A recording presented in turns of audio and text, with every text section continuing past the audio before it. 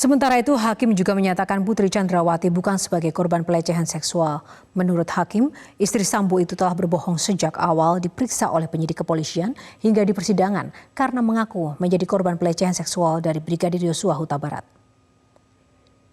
Berdasarkan keterangan saksi Riki Rizal Wibowo pada saat saksi menemui Putri Chandrawati di rumah Magelang, Putri menanyakan di mana korban.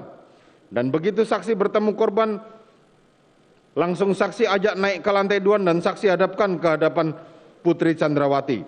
Kemudian korban Yosua Huta Barat langsung masuk duduk di bawah situ melihat jika ibu tidur bersandar. Kemudian saksi tidak ada perintah untuk duduk sehingga saksi hanya berdiri di depan, kemudian saksi standby di situ.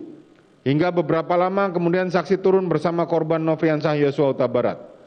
Bahwa dari pengertian gangguan stres pasca trauma, post traumatic stress disorder, dan tahapan proses pemulihan korban kekerasan seksual yang di atas, perilaku Putri Chandrawati yang mengaku sebagai korban justru bertentangan dengan profil korban menuju proses pemulihan.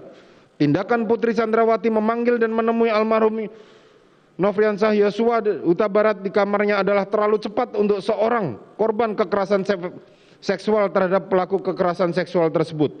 Trauma akibat tindak pidana kekerasan seksual, proses pemulihannya membutuhkan waktu yang cukup panjang.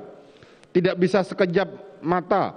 Bahkan tidak jarang ada korban yang menyerah sehingga mengakibatkan korban mengakhiri hidupnya. Sehingga sangat tidak masuk akal dalih korban kekerasan seksual yang disampaikan oleh Putri Chandrawati tersebut.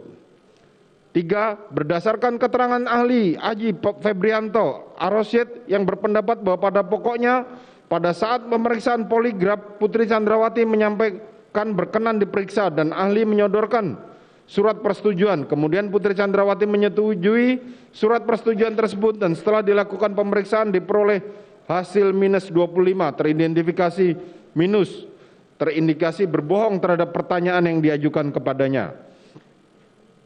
4. Keterangan terdakwa sendiri di persidangan saat ditanyakan mengapa setelah terdakwa mendengar peristiwa kekerasan seksual yang terjadi kepada istrinya, terdakwa tidak melakukan visum et repertum terhadap istrinya dengan membawa istrinya ke dokter atau ke rumah sakit. Terdakwa hanya mengatakan itu kesalahan terdakwa. Padahal diketahui terdakwa mempunyai pengalaman yang tinggi selaku penyidik lebih dari 20 tahun.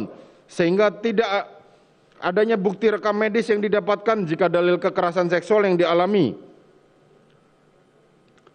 oleh Putri Chandrawati sebagaimana dimaksud dalam penjelasan pasal 24 ayat 3 huruf B Undang-Undang Nomor 12 Tahun 2022 tentang tindak pidana kekerasan seksual.